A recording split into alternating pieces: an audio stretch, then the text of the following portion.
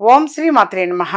ఈ నెల ప్రతి పనిలో కూడా ఆటంకాలు, చికాకులు కలిగే అవకాశం ఎక్కువగా ఉంటుంది కాబట్టి ఆ పరమేశ్వరుని ఆరాధించటము, అభిషేకం చేయటము అనేటువంటిది చాలా చాలా మంచిది. ఇంటి యందు మన గృహంలో కూడా మీకు వ్యతిరేకత అనేటువంటిది ఎక్కువగా కలిగే అవకాశం ఉంటుంది.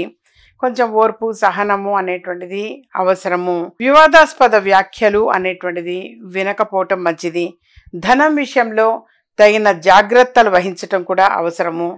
స్థిరాస్తులకు సంబంధించి కొన్ని వివాదాలు కలిగే అవకాశం ఎక్కువగా ఉంటుంది ఈ మాసము. వృత్తి, ఉద్యోగ, వ్యాపార, రాజకీయాలకు అనుకూలమైనటువంటి ధన ప్రాప్తి కలుగుతుంది. విద్యార్థులకు చాలా అనుకూలమైనటువంటి మాసము ఈ మాసము. అలాగే ఈ మాసం మొత్తం కూడా ఈ రాశి వాళ్ళు శుక్రవారం రోజు కుంకుమార్చన చేస్తూ లలితా సహస్రనామావళిని చదవడం చాలా చాలా మంచిది. అలాగే ఆ పరమేశ్వరుడికి ప్రతిరోజు కూడా అభిషేకము అనేటువంటిది చేయడము ఉత్తమోత్తమము.